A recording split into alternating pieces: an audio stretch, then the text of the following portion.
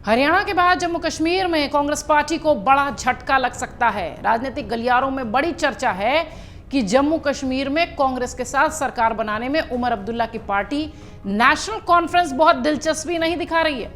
इस बीच उमर अब्दुल्ला ने एक ऐसा बयान दिया जिसके अलग मायने निकाले जा रहे हैं। उमर अब्दुल्ला के बयानों से ऐसा लगता है कि जम्मू कश्मीर में हो सकता हो कोई बड़ा उलटफेर हो। अब सवाल उठता है कि उमर अब्दुल्ला ने ऐसा कह क्या दिया? क्या कांग्रेस को उमर अब्दुल्ला झटका देने की तैयारी में है?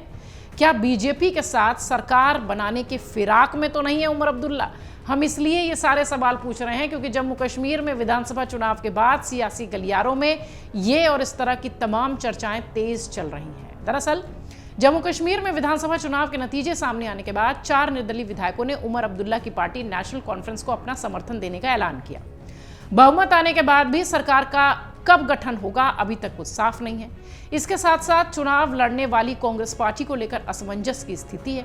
कश्मीर की राजनीति में इस बात की चर्चा है कि यह देरी उमर अब्दुल्ला की तरफ से हो रही है। जम्मू कश्मीर में नेशनल कॉन्फ्रेंस के पास 42 सीटें हैं, लेकिन 48 सीटों के साथ एनसी कांग्रेस गठबंधन जम्मू कश्मीर विधानसभा में 45 के आधे आंकड़े से भी थोड़ा ऊपर है।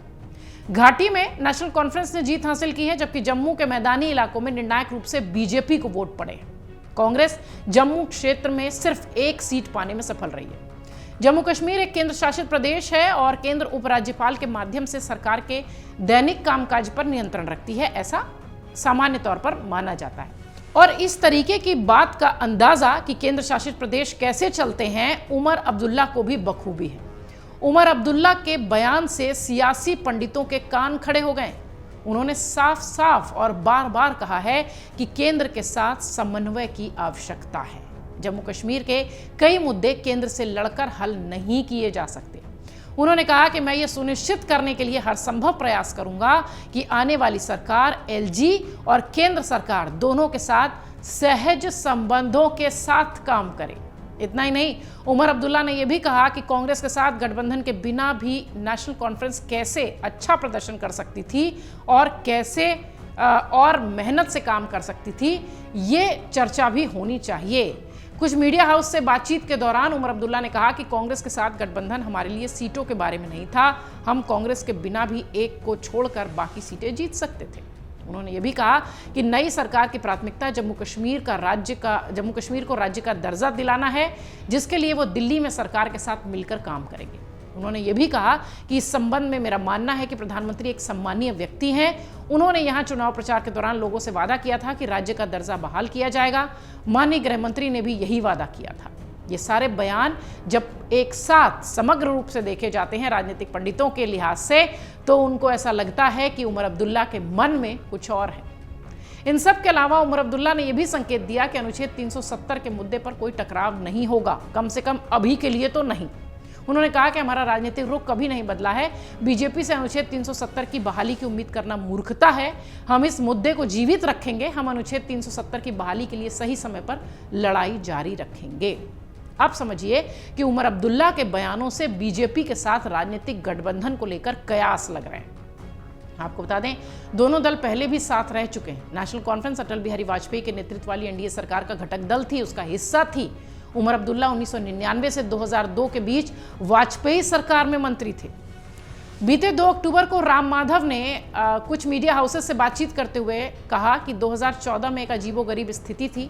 केवल बीजेपी एनसी या बीजेपी पीडीपी के साथ मिलकर सरकार बनाने की संभावना में थी। उस समय नेशनल कॉन्फ्रेंस और पीडीपी दोनों के साथ बातचीत हुई।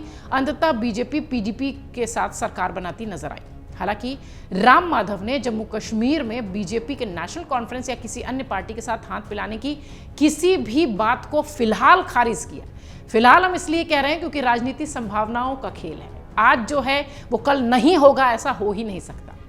वहीं इधर बीजेपी के वरिष्ठ नेता देवेंद्र सिंह राणा कहते हैं कि अनुच्छेद 370 के निरस्त होने के बाद नेशनल कॉन्फ्रेंस ने बीजेपी के साथ सरकार बनाने की उम्मीद जो है वो की थी।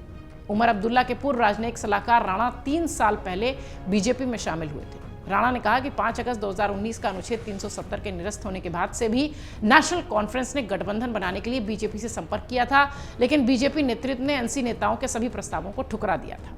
तो अगर उस समय ठुकरा दिया था तो हो सकता हो इस समय स्वीकार कर ले। ऐसे में अगर बीजेपी और एनसी एक साथ आने का फैसला करते हैं तो अनुच्छेद 370 का मुद्दा बाधा नहीं बनेगा। यह तो तय है, क्योंकि उमर अब्दुल्ला ने इसे बहुत स्पष्ट शब्दों में कह दिया। 8 अक्टूबर को घोषित विधानसभा चुनाव के नतीजों ने भी घाटी मैदानी इलाकों के बीच विभाजन को सामने ला दिया है। एनसी ने घाटी में सीटें जीती, बीजेपी ने जम्मू में बढ़त ली। अब देखना यह है कि उमर अब्दुल्ला का ये बयान और उमर अब्दुल्ला को इस तरीके से सियासी गलियारों में प्रोजेक्ट करना, क्या ये सब सच होगा? क्योंकि जम्मू कश्मीर घाटी में 10 साल बाद चुनाव हुए हैं, सबकी निगाहें टिकी हुई हैं। उमर अब्दुल्ला बखूबी जानते हैं कि केंद्र शासित प्रदेश कैसे चलते हैं। वो ये भी जानते हैं कि दिल्ली के साथ समन्वय कितना आवश्यक है। उनके बयानों में भी इस तरीके की बातें आ रही हैं। इसलिए सियासी गलियारों में चर्चा ये तेज है कि हो सकता हो नेशनल कॉन्फ्रेंस बीजेपी के साथ सरकार बनाती दिखाई पड़े। अगर आप ये वीडियो YouTube पर देख रहे हैं तो हमारे चैनल को सब्सक्राइब कर बेल आइकन दबाएं, और Facebook पर देख रहे हैं तो हमारे पेज को लाइक करें।